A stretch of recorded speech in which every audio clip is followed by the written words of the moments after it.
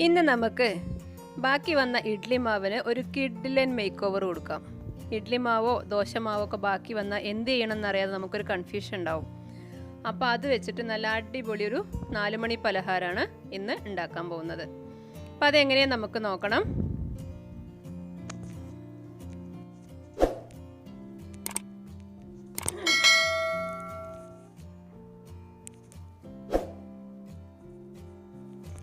ഇതിന് വേണ്ടിയിട്ട് ഞാനിപ്പോൾ ഇതാ 1 കപ്പ് ഇഡ്ഡലി മാവ് എടുത്തിട്ടുണ്ട്. നമുക്ക് എത്രയാണോ ബാക്കി വന്നത് അതിപ്പോൾ അളവൊന്നും ഉണ്ടാവില്ലല്ലോ, എത്രയാണോ ബാക്കി വന്നത് അതെടുക്കുക. ഇത് ഇഡ്ഡലി മാവാണ്. ഇപ്പോൾ ദോശമാവായാലും വേറൊരു മെത്തേഡാണ്, എങ്കിലും ഇതിപ്പോൾ ഇഡ്ഡലി മാവാണ്. ഇതിലേക്ക് ഞാൻ ഒരു ചെറിയ കഷ്ണം ഇഞ്ചി കുഞ്ഞായിട്ട് ചോപ്പ് ചെയ്തത് ഇട്ട് കൊടുക്കുന്നുണ്ട്. പിന്നെ ഒരു പച്ചമുളക്, അതൊക്കെ എരിവിനനുസരിച്ച് കൂട്ടുകയോ കുറയ്ക്കുകയോ ചെയ്യാം. ഞാൻ ഒരു പച്ചമുളകേ എടുത്തിട്ടുള്ളൂ. പിന്നെ ഒരു വലിയ സവാള കുഞ്ഞായിട്ട് ചോപ്പ് ചെയ്തിട്ടുണ്ട്. തീരെ ചെറുതായിട്ട് ചോപ്പ് ചെയ്യുക, വലുതായി കഴിഞ്ഞാൽ നമുക്കതിങ്ങനെ വേറിട്ട് കിടക്കും. അപ്പോൾ ഇത് ചെറുതാക്കിയിട്ടാണ് ചോപ്പ് ചെയ്യാൻ നല്ലത്. പിന്നെ കറിവേപ്പില അരിഞ്ഞതിട്ട് കൊടുത്തു. കറിവേപ്പിലൊക്കെ ഇത്തിരി കൂടുതലിടാം, ടേസ്റ്റാണത്.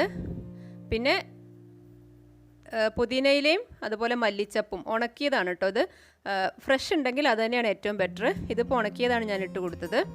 ഇനി ഇട്ടില്ലെങ്കിലും കുഴപ്പമൊന്നുമില്ല, ഇല്ലെങ്കിൽ ഇടണ്ട, കുഴപ്പമൊന്നുമില്ല. ഉള്ള ഇൻഗ്രീഡിയൻസ് വെച്ച് ചെയ്താൽ മതി. പിന്നെ നമ്മൾ ഇട്ട് കൊടുക്കുന്നത് 2 ടേബിൾ സ്പൂൺ റവയാണ്. 2 ടേബിൾ സ്പൂൺ റവ ഇട്ട് കൊടുക്കുക. ഇഡ്ഡലി മാവ് ആയതുകൊണ്ടാണ് 2 ടേബിൾ സ്പൂൺ. ഇനിയിപ്പോൾ ദോശമാവാണ് എങ്കിൽ ഒരു 4 ടേബിൾ സ്പൂൺ റവ ഇട്ട് കൊടുക്കുക. ഇതിപ്പോൾ ഇഡ്ഡലി മാവിലാണ്. പിന്നെ 2 ടേബിൾ സ്പൂൺ അരി പൊടിച്ചത് ഇട്ട് കൊടുക്കുന്നുണ്ട്. അരിപ്പൊടി മീൻസ് നമ്മൾ പത്തിരിപ്പൊടി ഉണ്ടല്ലോ, പത്തിരി നൂൽപുട്ടൊക്കെ ഉണ്ടാക്കുന്നത്. പിന്നെ 1 ടീസ്പൂൺ മുളക് പൊടി ഇട്ട് കൊടുക്കുന്നുണ്ട്. പിന്നെ കുറച്ച് കായപ്പൊടി, അതൊരു നുള്ള് മതി, കൂടുതലൊന്നും വേണ്ട, അറിയാൻ വേണ്ടി മാത്രം വേണ്ട, ഒരു നുള്ള് ഇട്ട് കൊടുത്താൽ മതി. പിന്നെ ഇതിലേക്ക് നമ്മൾ പാകത്തിനുള്ള ഉപ്പ് ഇട്ട് കൊടുക്കണം. ഇത് നന്നായിട്ടൊന്ന് ഇളക്കി യോജിപ്പിക്കുക. അപ്പം നമുക്ക് കുറച്ച് ലൂസായിട്ട് ഇരിക്കണ പോലെ തോന്നും. ഒരു അരമണിക്കൂർ ഒന്ന് റെസ്റ്റ് ചെയ്യാൻ വെക്കണം. കാരണം ഈ റവ കുറച്ച് വെള്ളമൊക്കെ ഒന്ന് കുടിക്കും. റവ ഒന്ന് വെള്ളം കുടിക്കുന്നതോടുകൂടി ഇതൊന്നൊരു കറക്റ്റ് കൺസിസ്റ്റൻസി ആയിക്കോളും. അപ്പോൾ ഒരു അരമണിക്കൂറൊന്നും വേണ്ട, ഒരു 15 മിനിറ്റ് ഒന്ന് റെസ്റ്റ് ചെയ്ത് വെച്ചാൽ അപ്പോൾ അത് കറക്റ്റായിട്ട് വന്നോളും. ഇനി നമ്മൾ ഉപ്പിട്ട് കൊടുക്കുകയാണ്. ഇപ്പം നമ്മൾ കുറച്ച് നേരം റെസ്റ്റ് ചെയ്ത് വെക്കുമ്പോൾ കറക്റ്റായിട്ട് വന്നോളും. ദോശമാവാണെന്നുണ്ടെങ്കിൽ പ്രത്യേകം ശ്രദ്ധിക്കേണ്ട കാര്യം, അരിപ്പൊടിക്ക് പകരം റവ തന്നെ ഇട്ട് കൊടുക്കുക. അപ്പോൾ നമ്മൾ 2 ടീസ്പൂൺ റവ 2 ടീസ്പൂൺ അരിപ്പൊടിയല്ലേ, അതിന് പകരം 4 ടേബിൾ സ്പൂൺ റവ അങ്ങോട്ട് കൊടുക്കുക. അരിപ്പൊടി ഇട്ട് കൊടുക്കണ്ട. ദോശമാവാകുമ്പോൾ നന്നായിട്ട് അരഞ്ഞ മാവാവുമല്ലോ. ഇനി എണ്ണ ചൂടാക്കി, വെളിച്ചെണ്ണയാണ് ഞാൻ എടുത്തിട്ടുള്ളത്. സ്പൂൺ കൊണ്ട് കോരി ഓരോന്നോരോന്നായിട്ട് അങ്ങനെ ഇട്ട് കൊടുക്കുക. അപ്പോൾ ഇതിങ്ങനെ മുറിഞ്ഞ് വീഴുന്ന രീതിയിലാണുള്ളത്. വല്ലാതെ ലൂസായിരിക്കില്ല, കാരണം നമ്മൾ റവ ഇട്ട് കൊടുത്തത് കാരണം റവ അതിലുള്ള വെള്ളമൊക്കെ ഇങ്ങനെ വലിച്ചെടുക്കും. അപ്പോൾ കറക്റ്റായി വന്നോളും. ഇതിൻ്റെ കൂടെ ചട്നിയോ അല്ലെങ്കിൽ ചമ്മന്തിയോ അങ്ങനെ എന്തെങ്കിലും ഉണ്ടെങ്കിൽ നല്ലതാണ്. ഇപ്പോൾ നമ്മൾ ഉഴുന്നുവടയൊക്കെ നമുക്ക് ചട്നി കൂട്ടി കഴിക്കാൻ നല്ല ടേസ്റ്റ് അല്ലേ, അതുപോലെ. ഇനിയിപ്പോൾ അതൊന്നും ഇല്ലെങ്കിലും വെറുതെ കഴിക്കാനും, കട്ടൻ ചായൻ്റെ കൂടെ വെറുതെ കഴിക്കാനും ടേസ്റ്റാണ്. എരിവ് കൂടുതൽ ഇഷ്ടമുള്ളവർ 2-3 പച്ചമുളകും കൂടി കൂടുതൽ ചേർക്കുക. അപ്പോൾ രാവിലെ ഇഡ്ഡലിയൊക്കെ ഉണ്ടാക്കിയപ്പോൾ മാവ് ബാക്കി വന്നിട്ടുണ്ടെങ്കിൽ വൈകുന്നേരത്തെ സ്നാക്ക് നമുക്ക് ഇഡ്ഡലി മാവ് കൊണ്ട് അങ്ങനെ ആക്കാം. അപ്പോൾ മാവ് വെറുതെ കളയും വേണ്ട, ഒരു വെറൈറ്റി ഒരു സ്നാക്ക് ആവും ചെയ്തു. കഴിക്കുമ്പോൾ ശരിക്കും നമുക്ക് ഉഴുന്നുവടയുടെ ഒരു ടേസ്റ്റാണ്.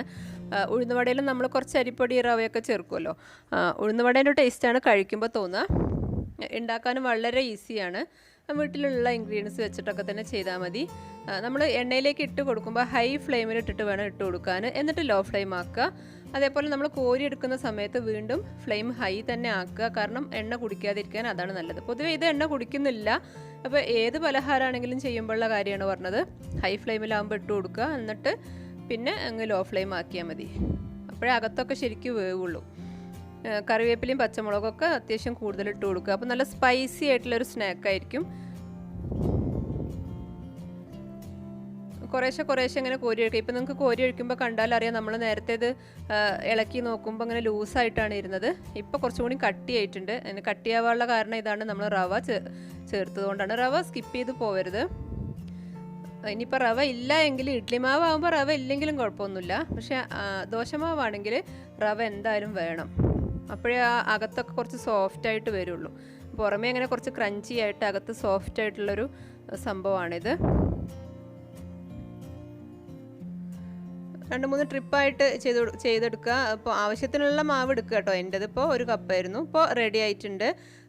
നല്ല ചൂടോടെ കഴിക്കാൻ നല്ല ടേസ്റ്റാണ്. പ്രത്യേകിച്ച് 4 മണി ചായൻ്റെ കൂടെ, കട്ടൻ ചായൻ്റെ കൂടെ നല്ല ടേസ്റ്റ് ആയിരിക്കും. ചട്നി കൂടി ഉണ്ടെങ്കിൽ അടിപൊളിയാവും. എല്ലാവരും ഒന്ന് ട്രൈ ചെയ്ത് നോക്കണം. എന്നിട്ട് ഫീഡ്ബാക്കൊക്കെ കമൻറ്റിലൂടെ അറിയിക്കണം. വീഡിയോ ഇഷ്ടമായാൽ എൻ്റെ ചാനലൊന്ന് സബ്സ്ക്രൈബ് ചെയ്യണം. ആദ്യമായിട്ടാണ് വീഡിയോ കാണുന്നതെങ്കിൽ കമൻസൊക്കെ കമൻ്റ് ഇടുക. ഇഷ്ടമായാൽ ലൈക്ക് ചെയ്യുക, കമൻറ്റ് ചെയ്യുക, ഷെയർ ചെയ്യുക. Thank you.